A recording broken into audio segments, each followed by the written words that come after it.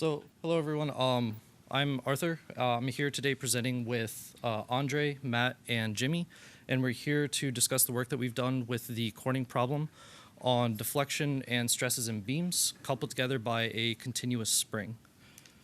So here's a rough outline of what we'll be discussing. Just a brief introduction into what we're doing and why. The problem formulation based on that problem description.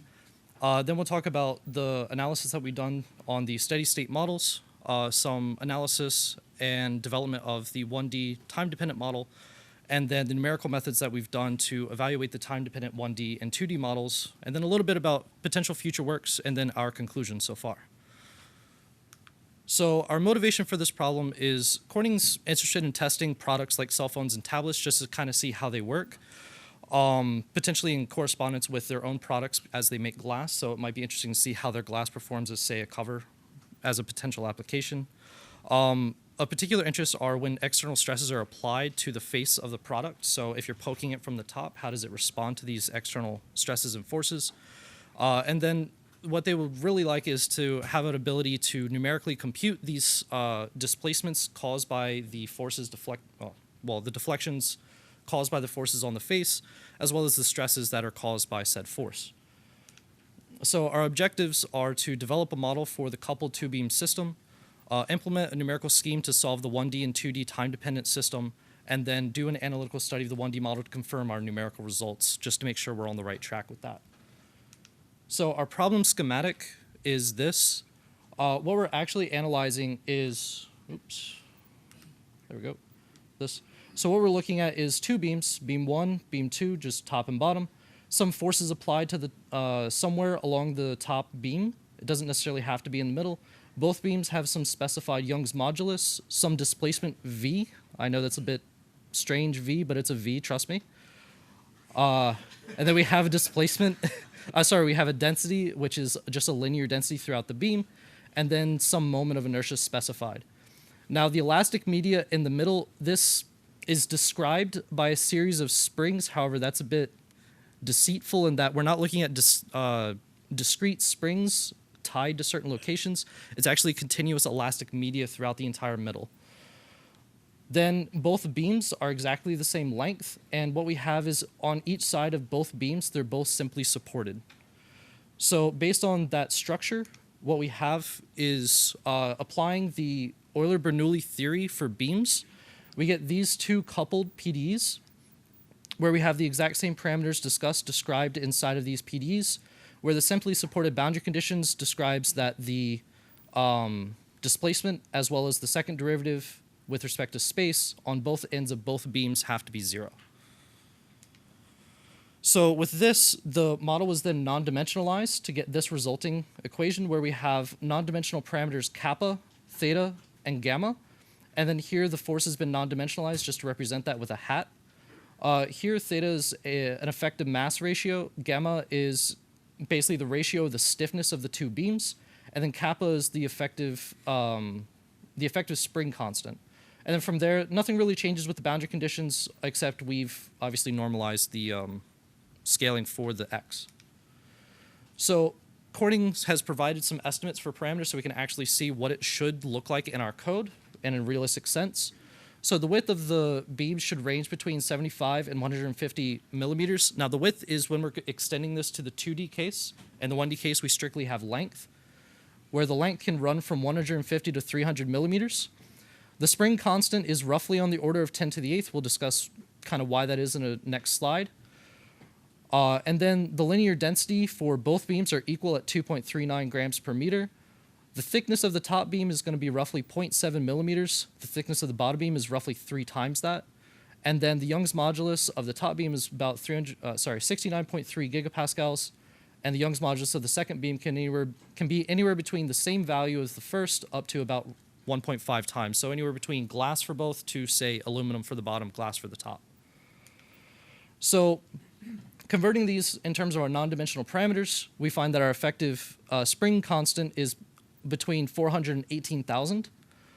Then theta is roughly on the order of a constant, and the same is true for gamma. Now for the spring constant, what we were provided by Corning was a bulk spring constant for the entire material. So what they were measuring was applying some force to the top, poking at it at different locations, and then measuring the bulk spring constant through this entire structure. Where instead of what we're looking at with simply supported beams, they instead measured this with a rigid bottom. And then doing some back of the envelope calculations, we converted the measurements that they provided to the spring constant that we really care about for our model.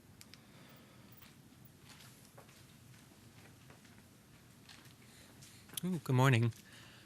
With the spring constant that we determined for our model, we realized it was still of higher order than the other parameters. And so, that's the next slide. So we performed a normal mode analysis. We have our displacement profiles in terms of an exponential and sine series. Substituting these ansatz into our system will give us this expression. Oh, that's not that. And the dispersion relation, one thing to note here is that n pi to the fourth needs to equal k for our solution. So this will dictate how many modes we need to include in our displacement profiles. After given a k, that'll help us get the n, and then after that n in the series, those modes will contribute a negligible amount to the solution, so we know when we can truncate. And then with the 1D steady state problem, of interest to us was with this kappa parameter being very large. Physically, this would represent having the medium in between the two beams being so rigid that it dominates the behavior of our solutions. And this would give us that both profiles for displacement are the same. And then substituting this into our non-dimensional system will give us the ODE shown at the top. Considering a point force or a point load forcing function, we can integrate about 4 times, exactly 4 times, and apply our boundary conditions to get our identical displacement velocity or profiles V. And so then with this solution, we had 2 interesting aspects of this. We found the position of maximum deflection by taking the displacement profile derivative, setting it equal to 0, and solving for wherever that location would be on the x-axis, and we get this as our solution. However, we see that this has to be relatively close to the middle of our beam. It can't be more than 0.07 away. So no matter where we press on the beam, the maximum deflection is going to occur in that very small range around the center. And also, the magnitude of maximum deflection cannot be more than 1/8. It'll be 1/8 when we are exactly in the middle, and it'll be less, honestly, when we're not in that. That would be the normalized deflection.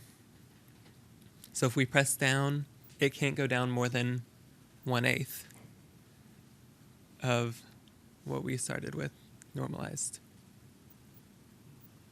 And so now, when kappa is not large enough to dominate the behavior of the problem, we have 2 cases where kappa is a constant, and that's what we'll talk about here. So this is our system now with kappa constant, steady state, in 1D still. And substituting the second equation into the first equation to solve for the displacement of the second beam will give us an 8th order ODE, which we don't really want to solve. It looks terrible up here and scares me still. And so with this substitution of just u equals the 4th derivative of v2, we get this relatively nice looking ODE.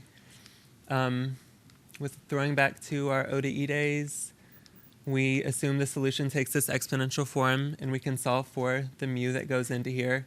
And it'll give us the 2 linearly independent solutions shown at the bottom of this slide.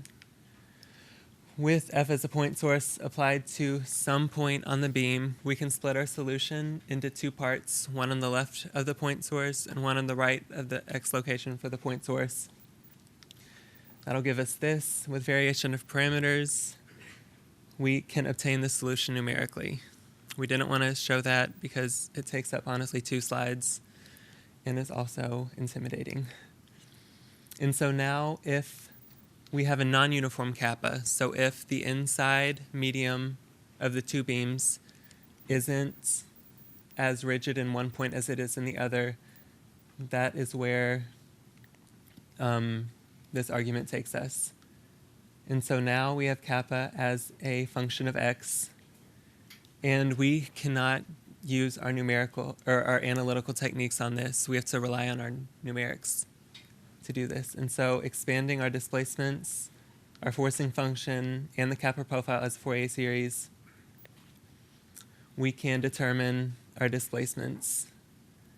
And so now this led to a forward inverse problem almost on if we have the forcing function and the displacements, can we determine the kappa profile? And so starting with a given kappa profile and a given forcing function, we used our techniques to solve for the displacements. And then given those displacements and the forcing function, we then tried to find the resultant kappa. And did this work? To some degree, yes. So we dictated that this step function was our kappa profile, and we had a Gaussian pulse of pressure, which gave us these displacement profiles. And so then in an experimental setting, we would have these displacement profiles plus some measurement error, because no one's perfect. And with that forcing function, we recovered this as the kappa profile. We also see these oscillations, but if we damp out some high modes, it'll be fine.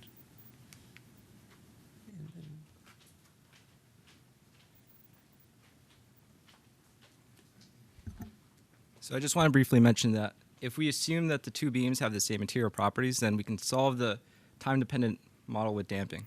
So all you do is you just add these two equations and let V equal V1 plus V2, and you have this much simpler PDE to solve. So we use a similar eigenfunction expansion as before, right? And now the goal is to plug that into the PDE and then determine the differential equation that determines C sub n, and then project onto each mode, right? That'll give us an ODE for C for each n. And just for this talk, we can consider a forcing function just for the purposes of solving this model exactly. So it's a second order linear ODE, inhomogeneous, so you can use whatever technique you like. We used Laplace transforms, and this is the solution of the problem. So now that we know V, we can substitute into the second equation, solve for V2, and use the same technique, use eigenfunction expansion, and solve that ODE using Laplace transform. And so the solution for the C sub n's are given in terms of the falling convolution integral. So once we know V1 and V, we know V2 necessarily. So then we did some numerics on different forcing functions that Andre will talk about.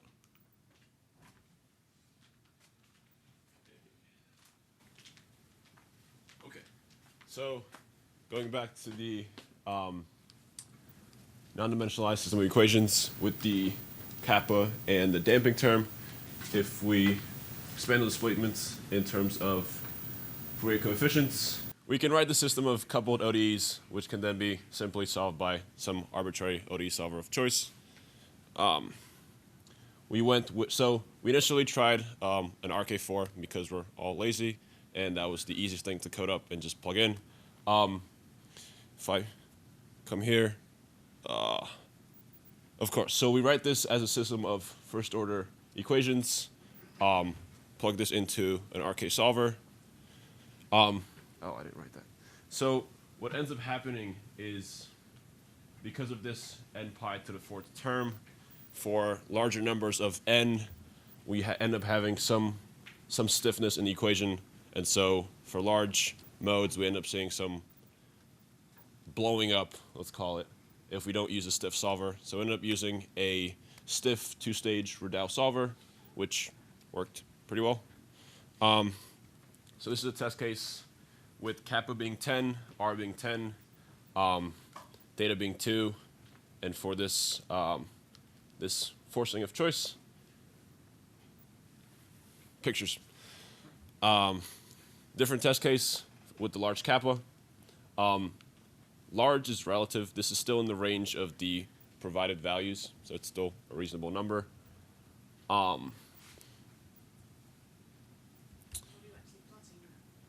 Right.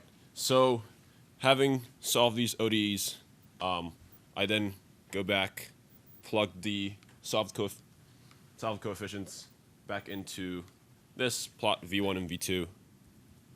And this is V1, so the displacement of the top beam, and displacement of the bottom beam, and shear stresses. This looks like a time-dependent point forcing. Yes, it is. Yes. Yes. So x0 is the location of where we're poking at. This was all ran with x0 being a half, just because that was the example provided, let's say.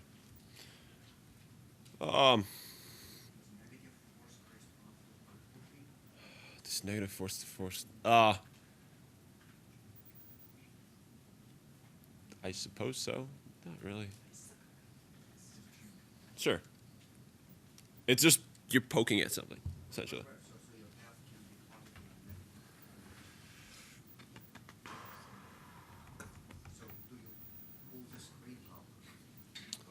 No, we do not pull the screen up.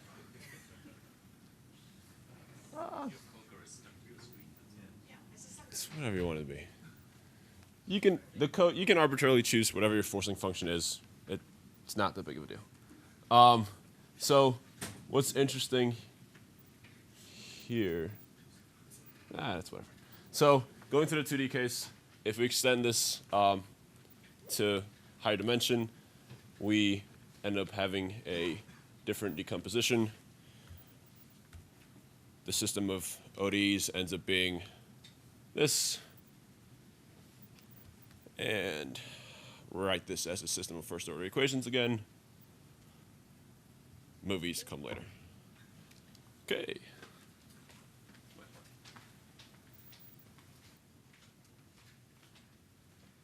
So we can make the model more interesting if we consider nonlinear effects. So the nonlinear effects are going to come from the coupling in the springs between the two beams. So it's the same technique as before. We're just going to add the two equations, and then the goal is to that equation will have the same solution as before, and then we have to solve this equation, which is hard to do. So using an eigenfunction expansion again, we get this. But it's not too clear what to do at this point. So one thing we could do is just consider the first two modes and consider the nonlinear effects to be really small. So only keeping the first two modes, we get these two ODEs. So one thing we could do is try the method of multiple scales and introduce this long time scale to put the nonlinear effects into a clear picture. And then projecting onto both modes and then equating powers for each epsilon, we get these two ODEs here and these two ODEs here. And so just to briefly outline, the goal is to solve the leading order equation, right, which can be done, again, so linear and inhomogeneous ODE, and then suppress secular terms for order epsilon.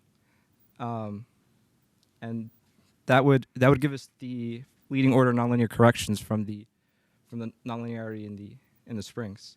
So again, once we know V2, then we know V1, and then the problem is approximately solved using asymptotics. So things to consider in the future. One thing is we can study crack defects along the surface of the top. So one suggestion was to use fracture mechanics and use this phenomenological model here. And the goal is to solve the beam equation right in the top one, and then introduce these matching conditions here. Another thing you could do, well, we could see if this system exhibits chaos. There's chaos in the double pendulum, so I don't know why there wouldn't be chaos in a double beam.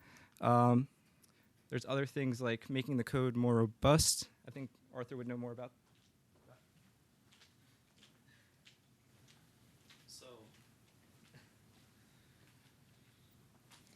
So at least with the future works, we could potentially make the code more robust, maybe optimize it, do some more analysis on the on the 2D structure, because we only really did it numerically.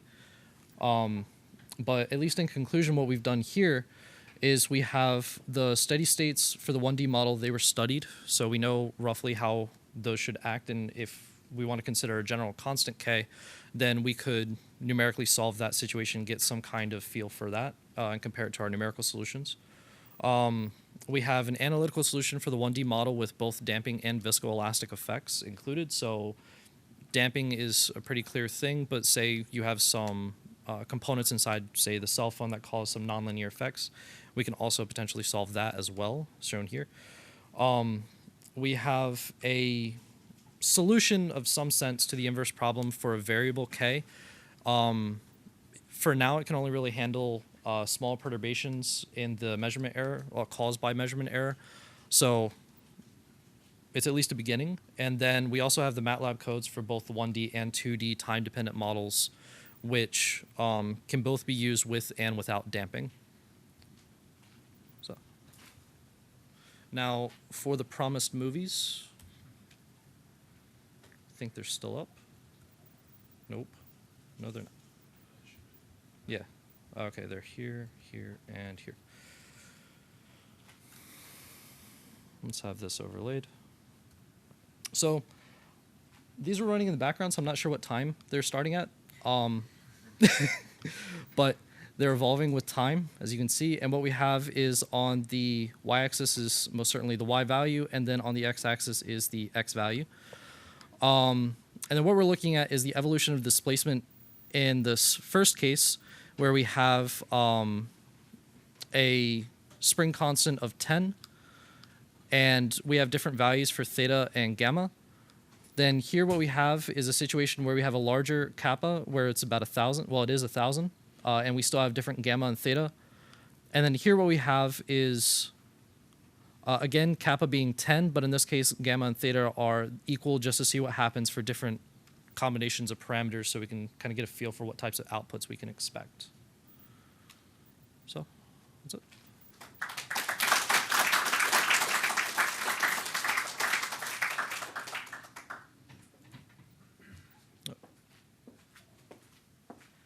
So any questions for the Corning group? And if it's a quick question, I can repeat it back. If it's a longer question, please wait for the mic so that we can record them.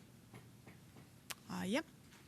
I don't know if I heard it right, but did you mention in the 1D case for the isotropic beam that no matter where you apply the force, the maximum displacement is in the middle? The mic probably picks that one up. Okay. Yes, we said the point of maximum deflection will be almost in the middle. We have that 0.07 range about. So no matter where you apply, where you poke it, that the maximum displacement is still in the middle?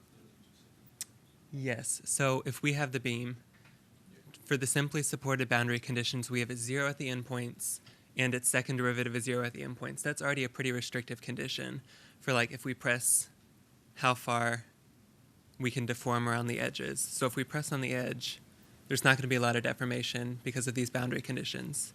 If we press in the middle, then we'll have the most deflection possible. And we showed that the magnitude of maximum deflection, can we go back to that? Oh, I've got the power.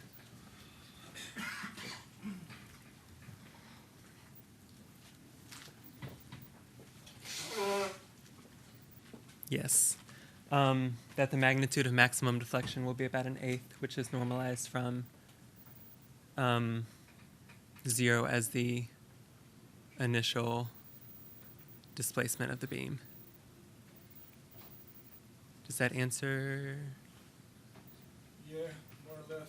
I mean, yeah. It just seems very strange to me that no matter where you poke, you still get the maximum displacement in the middle. You can read our report later for more details about this. Okay.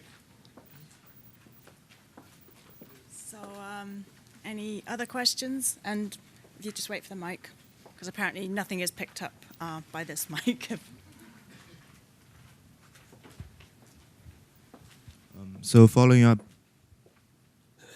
following up, following up his question, I assume during the poking you actually never cracked the beam. Maybe when you force enough, that thing might change where the. Corning's materials are so good that it doesn't crack. I think they should recruit you. But yes, this was under the assumption that we weren't forcing enough to crack either beam. That would add a whole other, yes, that would be like the fracture mechanics case discussed at the end. And we're not doing that yet. Thanks. Okay. Okay, just an informational question. The condition that the second derivative. So the condition that the second derivative is 0 at the edges, what does it physically correspond to? That means we're not going to have any bending moment at the endpoints of our beam. You don't have any what? Bending moment. So it's going to be like this. So no matter where we press at the end, it'll be horizontal.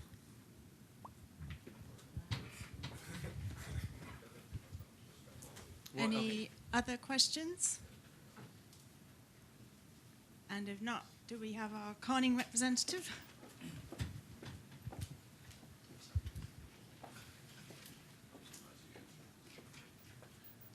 Thank you, Linda. First, I'd like to thank Richard and Linda for the